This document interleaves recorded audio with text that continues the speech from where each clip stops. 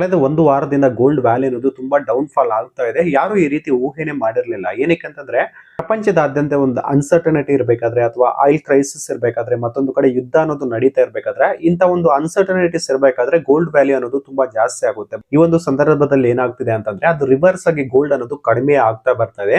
ಯಾವ ಒಂದು ಮಾರ್ಕೆಟ್ ನಲ್ಲಿ ಇರ್ತಕ್ಕಂಥ ಫ್ಯಾಕ್ಟರ್ಗಳು ಇದ್ರ ಮೇಲೆ ಇಂಪ್ಯಾಕ್ಟ್ ಆಗಿ ಈ ರೀತಿ ಗೋಲ್ಡ್ ವ್ಯಾಲ್ಯೂ ಅನ್ನೋದು ಕಡಿಮೆ ಆಗ್ತಾ ಇದೆ. ಇನ್ನು ವೈಟ್ ಮಾಡಿದ್ರೆ ಇನ್ನು ತೀರಾ ಕಡಿಮೆ ಆಗೋ ಚಾನ್ಸಸ್ ಇದೆಯಾ ಅಥವಾ ಮತ್ತೆ ಏನಾದರೂ ಗೋಲ್ಡ್ ಅನ್ನೋದು ಹೈಕ್ ಆಗೋ ಚಾನ್ಸಸ್ ಇದೆಯಾ? ಇಫ್ ಇನ್ ಕೇಸ್ ಯಾರಾದರೂ ವೆಯ್ಟ್ ಮಾಡ್ತಾ ಇದ್ರೆ ಗೋಲ್ಡ್ ಅಲ್ಲಿ ಇನ್ವೆಸ್ಟ್ಮೆಂಟ್ ಮಾಡ್ಲಿಕ್ಕೆ ಅಥವಾ ಗೋಲ್ಡ್ ಅನ್ನ ಪರ್ಚೇಸ್ ಮಾಡ್ಲಿಕ್ಕೆ ಅಂತಂದ್ರೆ ಇದು ಒಂದು ಸರಿಯಾದ ಸಮಯನ ಅಥವಾ ಇನ್ನೂ ಸ್ವಲ್ಪ ದಿನಗಳ ಕಾಲ ವೆಯ್ಟ್ ಮಾಡಬೇಕು? ಮಾರ್ಕೆಟ್ ಅಲ್ಲಿ ಏನ್ ನಡೀತಾ ಇದೆ ಅನ್ನೋದ್ರ ಬಗ್ಗೆ ಈ ಒಂದು ವಿಡಿಯೋದಲ್ಲಿ ಅನಾಲಿಸಿಸ್ ಮಾಡಿ ತಿಳಿಸುವ ಒಂದು ಸಣ್ಣ ಪ್ರಯತ್ನವನ್ನು ಮಾಡ್ತೀನಿ.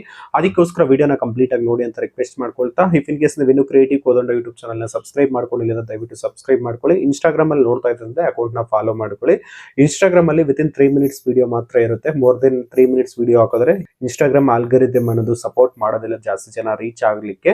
ಅದಕ್ಕೋಸ್ಕರ ನಾನು 3 ಮಿನಿಟ್ಸ್ ಕಟ್ ಮಾಡಿ ಹಾಕಿರ್ತೀನಿ ಅಂಡ್ ಕಂಪ್ಲೀಟ್ ವಿಡಿಯೋ ನಿಮಗೆ ಯೂಟ್ಯೂಬ್ ಅಲ್ಲಿ ಇರ್ತದೆ. ನೀವು ಅಲ್ಲಿ ಚೆಕ್ ಮಾಡ್ಕೊಂಡು ನೋಡಬಹುದಾಗಿರ್ತದೆ. ಅಂಡ್ ಈ ವಿಡಿಯೋನ ನೋಡಿದ್ರೆ ಅಂತಂದ್ರೆ ಫ್ಯೂಚರ್ ಅಲ್ಲಿ ಏನಾದರೂ ಗೋಲ್ಡ್ ಬೈ ಮಾಡಬೇಕು ಅಂತಂದ್ರೆ ಯಾವೆಲ್ಲ ಫ್ಯಾಕ್ಟರ್ಸ್ ಅನ್ನ ಕನ್ಸಿಡರೇಷನ್ ಮಾಡಬೇಕು ಗೋಲ್ಡ್ ಪ್ರೈಸ್ ಇನ್ಕ್ರೀಸ್ ಅಥವಾ ಡಿಕ್ರೀಸ್ ಮಾಡ್ಲಿಕ್ಕೆ ಅನ್ನೋದ್ರ ಬಗ್ಗೆ ನಿಮ್ಗೊಂದು ಬೇಸಿಕ್ ಅಂಡರ್ಸ್ಟ್ಯಾಂಡಿಂಗ್ ಬರುತ್ತೆ. ಬನ್ನಿ ವಿಡಿಯೋನ ಸ್ಟಾರ್ಟ್ ಮಾಡೋಣ.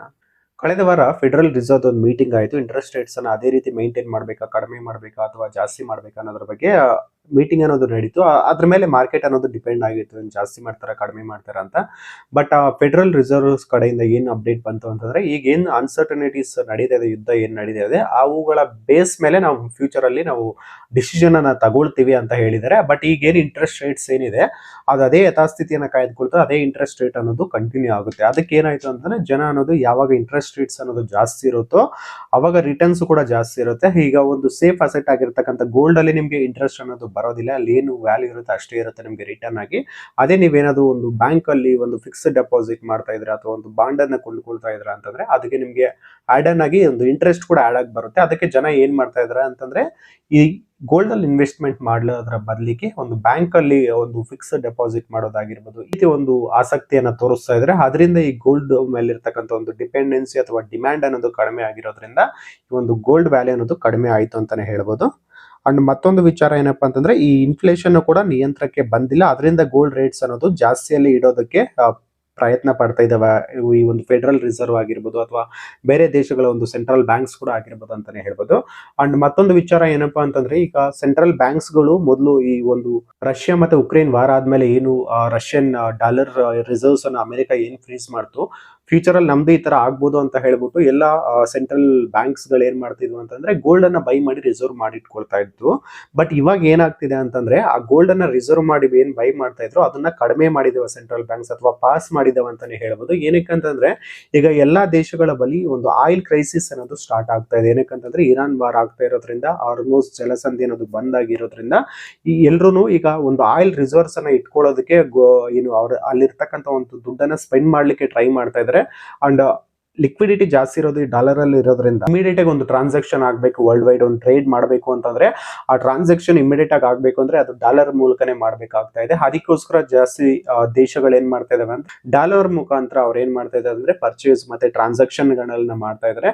ಅಂಡ್ ಮತ್ತೊಂದು ಏನಂತಂದ್ರೆ ಡಾಲರ್ ಇಂಡೆಕ್ಸ್ ಅನ್ನೋದು ಕೂಡ ಹೈ ಅಲ್ಲಿ ಇದೆ ಅಂತಾನೆ ಹೇಳ್ಬೋದು. ಅಂಡ್ ಡಾಲರ್ ಇತ್ತೀಚೆಗೆ ಅಂತಂದ್ರೆ ಕಂಪೇರಿಟಿವ್ ಆಗಿ ಒಂದು ರೀಸೆಂಟ್ 1 ಇಯರ್ ಅಲ್ಲಿ ಡಾಲರ್ ರೇಟ್ ಅನ್ನೋದು ಸ್ವಲ್ಪ ದೃಢವಾಗಿದೆ ಅಂತಾನೆ ಹೇಳ್ಬೋದು. ಅಂದ್ರೆ ಡಾಲರ್ ಅನ್ನೋದು ಸ್ಟ್ರಾಂಗ್ ಆಗಿದೆ ಅಂತಾನೆ ಹೇಳ್ಬೋದು. ಅಂಡ್ ಈ ಡಾಲರ್ ಸ್ಟ್ರಾಂಗ್ ಆಗಿರೋದ್ರಿಂದ ಜನ ಏನ್ ಮಾಡ್ತಿದ್ದಾರೆ ಅಂತಂದ್ರೆ ಈ ಗೋಲ್ಡ್ ಅಲ್ಲಿ ಇರ್ತಕ್ಕಂಥ ಇನ್ವೆಸ್ಟ್ಮೆಂಟ್ ಅನ್ನ ಒಂದು ಸ್ಟಾಕ್ ಮಾರ್ಕೆಟ್ ಅಲ್ಲಿ ಇರ್ತಿದ್ದಾರೆ ಅಂತಾನೆ ಹೇಳ್ಬೋದು. ಯಾಕಂತಂದ್ರೆ ಆ ಸ್ಟಾಕ್ ಮಾರ್ಕೆಟ್ ಅಲ್ಲಿ ರಿಟರ್ನ್ಸ್ ಕೂಡ ಜಾಸ್ತಿ ಇರುತ್ತೆ, ಬಟ್ ಗೋಲ್ಡ್ ಕಂಪೇರ್ ಮಾಡ್ಕೊಂಡಾಗ ಅಲ್ಲಿ ಜಾಸ್ತಿ ಇರುತ್ತೆ. ಅದಕ್ಕೋಸ್ಕರ ಜನ ಇಲ್ಲಿರ್ತಕ್ಕಂಥ ಒಂದು ಅಮೌಂಟ್ ಅನ್ನ ಸೆಲ್ ಮಾಡಿ ಅಲ್ಲಿ ಹೋಗಿ ಇನ್ವೆಸ್ಟ್ ಅನ್ನ ಮಾಡ್ತಾ ಇದ್ರೆ ಇದರಿಂದ ಇಲ್ಲಿ ಒಂದು ಸೆಲ್ಲಿಂಗ್ ಜಾಸ್ತಿ ಆಗೋದ್ರಿಂದ ಪ್ರೆಷರ್ ಕ್ರಿಯೇಟ್ ಆಗ್ತಾ ಇರೋದ್ರಿಂದ ಡಿಮ್ಯಾಂಡ್ ಕಮ್ಮಿ ಆಗಿ ಅದರಿಂದ ಕೂಡ ಗೋಲ್ಡ್ ವ್ಯಾಲ್ಯೂ ಕಡಿಮೆ ಆಗ್ತಿದೆ ಅಂತಾನೆ ಹೇಳ್ಬೋದು. ಮತ್ತೊಂದು ರೀಸನ್ ಏನಪ್ಪಾ ಅಂತಂದ್ರೆ ETF ಗಳ ಔಟ್ಫ್ಲೋ ಅಂತಾನೆ ಹೇಳ್ಬೋದು. ETF ಗಳ ಔಟ್ಫ್ಲೋ ಅಂತಂದ್ರೆ ಜನಸಾಮಾನ್ಯರು ಹೋಗಿ ಒಂದು ರಿಟೇಲ್ ಶಾಪ್ ಅಲ್ಲಿ ಒಂದು ಗೋಲ್ಡ್ ಅನ್ನ ಪರ್ಚೇಸ್ ಮಾಡ್ತಿದ್ದಾರೆ ಅಂತಂದ್ರೆ ಅದೊಂದು ಅಷ್ಟೊಂದು ಇಂಪ್ಯಾಕ್ಟ್ ಆಗೋದಿಲ್ಲ, ಅದು 0.something% ಅನ್ನೋದು ಅಷ್ಟು ಇಂಪ್ಯಾಕ್ಟ್ ಇರ್ಬೋದು ಅಷ್ಟೇ. ಬಟ್ ಯಾರೆಲ್ಲ ETF ಗಳಲ್ಲಿ ಇನ್ವೆಸ್ಟ್ಮೆಂಟ್ ಮಾಡಿರ್ತಾರೆ ಅಂತಂದ್ರೆ ಇನ್ಸ್ಟಿಟ್ಯೂಷನಲ್ ಇನ್ವೆಸ್ಟರ್ ಗಳು ಏನಿರ್ತಾರೆ ಅವರೆಲ್ಲ ಒಂದು ತುಂಬಾ ಮ್ಯಾಸಿವ್ ಅಮೌಂಟ್ ಅನ್ನ ಈ ಟಿಪ್ಸ್ ಗಳಲ್ಲಿ ಇನ್ವೆಸ್ಟ್ ಅನ್ನ ಮಾಡಿರ್ತಾರೆ. ಅವ್ರು ಏನ್ ಮಾಡ್ತಾರೆ ಅಂದ್ರೆ ಒಂದು ಶಾರ್ಟ್ ಟೈಮ್ ಗೈನ್ ಮಾಡ್ಕೊಳ್ಳೋದಕ್ಕೆ, ಒಂದು ಪ್ರಾಫಿಟ್ ಬುಕಿಂಗ್ ಮಾಡ್ಕೊಳ್ಳೋದಕ್ಕಂತ ಒಂದು ಇನ್ವೆಸ್ಟ್ ಅನ್ನ ಮಾಡಿರ್ತಾರೆ.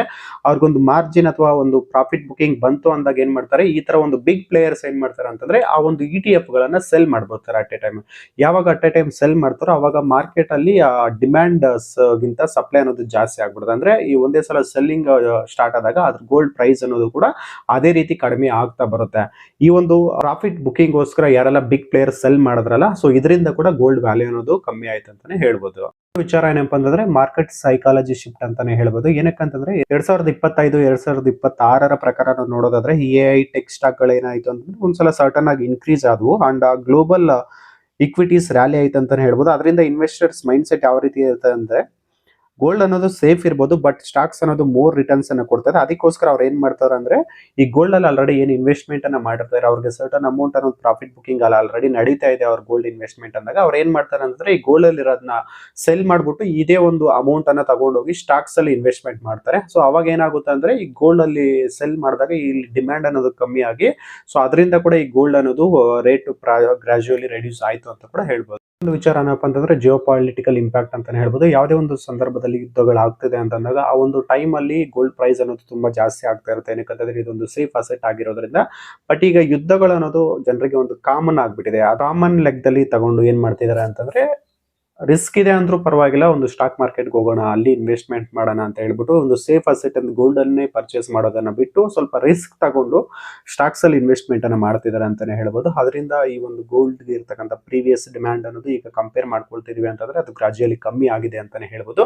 ಅಂಡ್ ಮತ್ತೊಂದು ಇಂಪಾರ್ಟೆಂಟ್ ವಿಚಾರ ಏನಪ್ಪಾ ಅಂತಂದ್ರೆ US ಬಾಂಡ್ಸ್ ಅಲ್ಲಿ ಡಾಲರ್ಸ್ ಅಲ್ಲಿ ಯಾರು ಇನ್ವೆಸ್ಟ್ ಮಾಡ್ತಾ ಇದಾರೋ ಅವ್ರಿಗೆ ರಿಟರ್ನ್ಸ್ ಅನ್ನೋದು ಕೂಡ ತುಂಬಾ ಜಾಸ್ತಿನೇ ಬರ್ತಾ ಇದೆ. ಅಂಡ್ ಇತ್ತೀಚೆಗೆ ಡಾಲರ್ ಕೂಡ ತುಂಬಾ ಸ್ಟ್ರಾಂಗ್ ಆಗ್ತಾ ಇದೆ, ಡಾಲರ್ ಇಂಡೆಕ್ಸ್ ಕೂಡ ಜಾಸ್ತಿ ಆಗ್ತಾ ಇದೆ. ಅದಕ್ಕೋಸ್ಕರ ಸುಮಾರಷ್ಟು ಜನ ಈ ಡಾಲರ್ ಅಲ್ಲಿ ಇನ್ವೆಸ್ಟ್ಮೆಂಟ್ ಮಾಡ್ಲಿಕ್ಕೆ ಒಲವನ್ನ ತೋರಿಸ್ತಾ ಇದ್ರೆ ಈ ಗೋಲ್ಡ್ ಅಲ್ಲಿ ಮಾಡೋದ್ರ ಬದಲಿಗೆ. ಅಂಡ್ ಗೋಲ್ಡ್ ಅಲ್ಲಿ ಮಾಡಿರೋದನ್ನ ಆಲ್ರೆಡಿ ಪ್ರಾಫಿಟ್ ಬುಕಿಂಗ್ ಮಾಡಿ ಇದೇ ಇನ್ವೆಸ್ಟ್ಮೆಂಟ್ ಅನ್ನ ಅಲ್ಲಿ ತಗೊಂಡು ಹೋಗ್ತಾ ಇದ್ರೆ ಅದರಿಂದ ಕೂಡ ಈ ಒಂದು ಇಂಪ್ಯಾಕ್ಟ್ ಅನ್ನೋದು ಗೋಲ್ಡ್ ನ ಮೇಲೆ ತೋರಿಸ್ತಾ ಇದೆ. ಅದಷ್ಟೇ ಅಲ್ಲದೆ ರಷ್ಯಾ ಉಕ್ರೇನ್ ವಾರ್ ಸ್ಟಾರ್ಟ್ ಆದ್ಮೇಲೆ ಯಾವೆಲ್ಲ ಸೆಂಟ್ರಲ್ ಬ್ಯಾಂಕ್ಸ್ ಗಳು ಈ ಒಂದು ಗೋಲ್ಡ್ ರಿಸರ್ವ್ಸ್ ಅನ್ನ ಬೈ ಮಾಡ್ಲಿಕ್ಕೆ ಇನ್ವೆಸ್ಟ್ ಅನ್ನ ಮಾಡ್ತಾ ಇದ್ರು, ಪರ್ಚೇಸ್ ಅನ್ನ ಮಾಡ್ತಾ ಇದ್ರು, ಅದೇ ಸೆಂಟ್ರಲ್ ಬ್ಯಾಂಕ್ಸ್ ಗಳಿಗೆ ಏನ್ ಮಾಡ್ತಿದಾವೆ ಅಂತಂದ್ರೆ ಪಾಸ್ ಮಾಡಿದಾವೆ ಅಥವಾ ಅದನ್ನ ಸ್ಲೋ ಡೌನ್ ಮಾಡಿದಾವೆ ಅಂತಾನೆ ಹೇಳ್ಬೋದು. ಏನಕ್ಕೆ ಅಂತಂದ್ರೆ ಈಗ ಒಂದು ಎನರ್ಜಿ ಕ್ರೈಸಿಸ್ ಇರೋದ್ರಿಂದ, ಆಯಿಲ್ ಕ್ರೈಸಿಸ್ ಇರೋದ್ರಿಂದ ಈ ಒಂದು ಇನ್ವೆಸ್ಟ್ಮೆಂಟ್ ಗಳನ್ನ ಒಂದು ಆಯಿಲ್ ಬೈ ಮಾಡೋದಕ್ಕೆ, ಅವರ ಎಕಾನಮಿಯನ್ನ ಸ್ಟೇಬಲ್ ಆ ದೇಶದ ಒಂದು ಎಕಾನಮಿಯನ್ನ ಸ್ಟೇಬಲ್ ಮಾಡ್ಲಿಕ್ಕೆ ಅವರು ಒಂದು ಕಾನ್ಸಂಟ್ರೇಷನ್ ಈಗ ಒಂದು ಆಯಿಲ್ ಪರ್ಚೇಸ್ ಮೇಲೆ ಹೋಗಿದ್ದು ಈ ಒಂದು ಗೋಲ್ಡ್ ಅನ್ನ ಪಾಸ್ ಮಾಡಿದ್ದಾರೆ ಅಂತಾನೆ ಹೇಳ್ಬೋದು. ಯಾವಾಗ ಸೆಂಟ್ರಲ್ ಬ್ಯಾಂಕ್ ಗಳು ಒಂದು ಗೋಲ್ಡ್ ಅನ್ನ ಪರ್ಚೇಸ್ ಮಾಡೋದು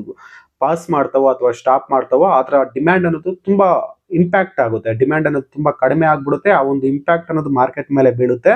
ಸೊ ಅವಾಗ ಆಗೋದಕ್ಕೆ ಇದು ದೊಡ್ಡ ರೀಸನ್ ಕೂಡ ಆಗುತ್ತೆ ಅಂತಾನೆ ಹೇಳ್ಬೋದು. ಮತ್ತೊಂದು ವಿಚಾರ ಏನಪ್ಪಾ ಅಂತಂದ್ರೆ ಒಂದು ಟೆಕ್ನಿಕಲ್ ಬ್ರೇಕ್ ಡೌನ್ ಅಂತಾನೆ ಹೇಳ್ಬೋದು. ಏನಕ್ಕೆ ಅಂತಂದ್ರೆ ಈ ಒಂದು ಆಲ್ಗರಿದಮ್ ಯಾವ ತರ ಇರುತ್ತೆ ಅಂತಂದ್ರೆ ಈ ಗೋಲ್ಡ್ ಅಲ್ಲಿ ಇನ್ವೆಸ್ಟ್ಮೆಂಟ್ ಮಾಡಿರ್ತಕ್ಕ ಒಂದು ಸ್ಟಾಕ್ ಅಥವಾ ETF ಅನ್ನೋದು ಒಂದು ಸರ್ಟನ್ ಲೆವೆಲ್ಗೆ ಒಂದು ಪ್ರಾಫಿಟ್ ಬುಕಿಂಗ್ ಆಗಿದೆ ಅಂತಂದ್ರೆ ಅಥವಾ ಒಂದು ಸರ್ಟನ್ ಲೆವೆಲ್ ಲಾಸ್ ಆಗಿ ನಡೀತಾ ಇದೆ ಅಂತಂದ್ರೆ ಆ ಒಂದು ಆಲ್ಗರಿದಮ್ ನ ಪ್ರಕಾರ ಅವಾಗ ಏನ್ ಮಾಡುತ್ತೆ ಅಂತಂದ್ರೆ ಆಟೋಮೆಟಿಕ್ ಆಗಿ ಅದು ಸೆಲ್ ಮಾಡ್ಬಿಡುತ್ತೆ. ಸೊ ಈ ರೀತಿ ಕೂಡ ಆಗಿ ಈ ಒಂದು ಗೋಲ್ಡ್ ಪ್ರೈಸ್ ಅನ್ನೋದು ಒಂದು ಕ್ರಾಶ್ ಆಗಿದೆ ಅಥವಾ ಡೌನ್ ಫಾಲ್ ಆಗಿದೆ ಅಂತಾನೆ ಹೇಳ್ಬೋದು ಈ ಒಂದು ರೀಸನ್ ಗಳಿಂದ. ಅಂಡ್ ಯಾರಾದ್ರೂ ಇನ್ವೆಸ್ಟ್ಮೆಂಟ್ ಮಾಡಬೇಕು ಅಥವಾ ಪರ್ಚೇಸ್ ಮಾಡಬೇಕು ಅಂತ ನೋಡ್ತಾ ಇರೋರಿಗೆ ಇದೊಂದು ಸರಿಯಾದ ಸಮಯನ ತಗೊಳ್ಳಿಕ್ಕೆ ಅಥವಾ ಸ್ವಲ್ಪ ದಿನ ವೆಯ್ಟ್ ಮಾಡ್ಬೇಕಾ ಅನ್ನೋದ್ರ ಬಗ್ಗೆ ಹೇಳೋದಾದ್ರೆ ಇದು ನನ್ನ ವೈಯಕ್ತಿಕ ಒಂದು ಅಭಿಪ್ರಾಯ ಆಗಿರ್ತದೆ. ಅಂಡ್ ನಾನು ನಿಮ್ಗೆ ಸಜೆಸ್ಟ್ ಮಾಡ್ತಿರೋದು ಅಥವಾ ಇನ್ವೆಸ್ಟ್ ಮಾಡಿ ಅಂತ ನಾನು ಯಾರಿಗೂ ಹೇಳ್ತಿರೋದಲ್ಲ. ಸೊ ನೀವು ಇದ್ರ ಬೇಸ್ ನಾನು ಹೇಳಿರ್ತಕ್ಕಂಥ ಒಂದು ರೀಸನ್ ಗಳ ಬೇಸ್ ಮೇಲೆ ಅಂಡ್ ಈಗ ನಾನು ಪ್ರಿಡಿಕ್ಟ್ ಮಾಡೋದ್ರ ಮೇಲೆ ನೀವು ಓನ್ ಕಾಲನ್ನ ತಗೋಬಹುದು. ನೀವು ಒಂದು ಶಾರ್ಟ್ ಟೈಮ್ ಇನ್ವೆಸ್ಟ್ಮೆಂಟ್ ಗೆ ನೋಡ್ತಾ ಇದ್ರ ಅಂತಂದ್ರೆ ಅಂದ್ರೆ ಫಾರ್ ಎಕ್ಸಾಂಪಲ್ 1 to 3 months ಒಂದು ಇನ್ವೆಸ್ಟ್ಮೆಂಟ್ ಅನ್ನ ನೋಡ್ತಾ ಇದ್ರ ಅಂದ್ರೆ ಒಂದು ಶಾರ್ಟ್ ಟೈಮ್ ವಾಲಾಟಿಲಿಟಿ ಇರೋ ಚಾನ್ಸಸ್ ಗಳಿರ್ತದೆ ಅಂತಾನೆ ಹೇಳ್ಬೋದು. ಸೊ ಅವಾಗ ಏನಾಗುತ್ತೆ ಅಂತಂದ್ರೆ ಈ ಗೋಲ್ಡ್ ಅನ್ನೋದು ಕರೆಕ್ಷನ್ ಆಗೋ ಪಾಸಿಬಿಲಿಟೀಸ್ ಕೂಡ ಇರ್ತದೆ. ಅಂಡ್ ಇನ್ನೊಂದು ಮೀಡಿಯಂ ಟರ್ಮ್ ಗೆ ನೋಡ್ತಾ ಇದ್ರ ಅಂತಂದ್ರೆ ಫಾರ್ ಎಕ್ಸಾಂಪಲ್ ಒಂದು 6 months ತನಕ ನೀವೇನಾದ್ರೂ ಇನ್ವೆಸ್ಟ್ಮೆಂಟ್ ಮಾಡ್ಬೇಕು ಈ ಗೋಲ್ಡ್ ಅಲ್ಲಿ ಅಂತ ನೋಡ್ತಾ ಇದೀರಾ ಅಂತಂದ್ರೆ if in case Fed reserve ಏನಿದೆ ಅದೇನಾದ್ರೂ ಗೋಲ್ಡ್ ರೇಟ್ಸ್ ಅನ್ನ ಕಟ್ ಮಾಡ್ತು ಅಂತ ಗೊತ್ತಾದ್ರೆ ಅಥವಾ ಒಂದು ಸಿಗ್ನಲ್ ಬಂದಿದೆ ಒಂದು ಫೆಡ್ ರಿಸರ್ವ್ ಇಂದ ಅಂತಂದ್ರೆ ಆ ಒಂದು ಕ್ಷಣದಿಂದ ಗೋಲ್ಡ್ ಅನ್ನೋದು ಬೌನ್ಸ್ ಆಗೋ ಚಾನ್ಸಸ್ ಗಳು ಕೂಡ ಇರ್ತದೆ. ಮತ್ತೇನಾದ್ರೂ ನೀವು ಲಾಂಗ್ ಟರ್ಮ್ ಗೋಲ್ಡ್ ಅಲ್ಲಿ ಇನ್ವೆಸ್ಟ್ ಮಾಡೋದಕ್ಕೆ ಯೋಚನೆ ಮಾಡ್ತಾ ಇದ್ರ ಅಂತಂದ್ರೆ ಒಂದು 3 ವರ್ಷ 4 ವರ್ಷದ ತನಕ ಒಂದು ಇನ್ವೆಸ್ಟ್ಮೆಂಟ್ ಅನ್ನ ಮಾಡಬೇಕು ಅಂತಂದ್ರೆ ನೀವು ಧಾರಾಳವಾಗಿ ಗೋಲ್ಡ್ ಅಲ್ಲಿ ಇನ್ವೆಸ್ಟ್ ಅನ್ನ ಮಾಡಬಹುದು. ಏನಕ್ಕೆ ಅಂತಂದ್ರೆ ಇದೊಂದು ಸ್ಟ್ರಾಂಗ್ ಬುಲಿಶ್ ಅಂತಾನೆ ಹೇಳ್ಬೋದು. ಏನಕ್ಕಂದ್ರೆ ಡ್ಯೂ ಟು ಡೆಪ್ತ್ ಕ್ರೈಸಿಸ್ ಮತ್ತೆ ಕರೆನ್ಸಿ ವೀಕ್ ಆಗೋ ಚಾನ್ಸಸ್ ಗಳಿರೋದ್ರಿಂದ ಸೊ ಮತ್ತೆ ಇದು ಗೋಲ್ಡ್ ಅನ್ನೋದು ಮತ್ತೆ ಬೌನ್ಸ್ ಬ್ಯಾಕ್ ಆಗೋ ಚಾನ್ಸಸ್ ಗಳಿರ್ತದೆ. ಸೊ ಅದಕ್ಕೋಸ್ಕರ ನೀವು ಬೇಕಂತಂದ್ರೆ ಲಾಂಗ್ ಟರ್ಮ್ ಇನ್ವೆಸ್ಟ್ಮೆಂಟ್ ಅನ್ನ ಮಾಡ್ತಿದ್ದೀರಾ ಅಂತಂದ್ರೆ ಈಗ ಹವೆವರ್ ಗೋಲ್ಡ್ ಪ್ರೈಸ್ ಅನ್ನೋದು ಕಡಿಮೆ ಆಗಿರೋದ್ರಿಂದ ನೀವು ಇನ್ವೆಸ್ಟ್ ಅನ್ನು ಕೂಡ ಮಾಡಬಹುದು. ಇದಿಷ್ಟು ನನ್ನ ವೈಯಕ್ತಿಕ ಒಂದು ಪ್ರೆಡಿಕ್ಷನ್ ಮಾಡೋದ್ರ ಅಭಿಪ್ರಾಯ ಕೂಡ ಆಗಿತ್ತು. ನಾನು ಹೇಳಿರ್ತಕ್ಕಂಥ ಒಂದು ರೀಸನ್ಗಳು ಈಗೇನು all of sudden gold fall ಆಗಿದೆ ಅದಕ್ಕೆ ಇಂಪಾರ್ಟೆಂಟ್ ಒಂದು ರೀಸನ್ಗಳಂತಾನೆ ಹೇಳ್ಬೋದು. ಈ ಮಾಹಿತಿ ನಿಮ್ಗೆ ಏನಾದರೂ ಇಷ್ಟ ಆಗಿದೆ ಅಂದ್ರೆ ವಿಡಿಯೋಗೆ ಒಂದು ಲೈಕ್ ಮಾಡಿ, ನಿಮ್ಮ ಸ್ನೇಹಿತರಿಗೆ ಶೇರ್ ಮಾಡಿ. ಇಂತಹ ಮತ್ತಷ್ಟು ಇಂಟ್ರೆಸ್ಟಿಂಗ್ ವಿಚಾರಗಳಿಗೋಸ್ಕರ ಕ್ರಿಯೇಟಿವ್ ಕೋಡ್ ಒಂದು ಯೂಟ್ಯೂಬ್ ಚಾನಲ್ಗೆ ಸಬ್ಸ್ಕ್ರೈಬ್ ಮಾಡ್ಕೊಳ್ಳಿ. ಧನ್ಯವಾದಗಳು ಸ್ನೇಹಿತರೆ.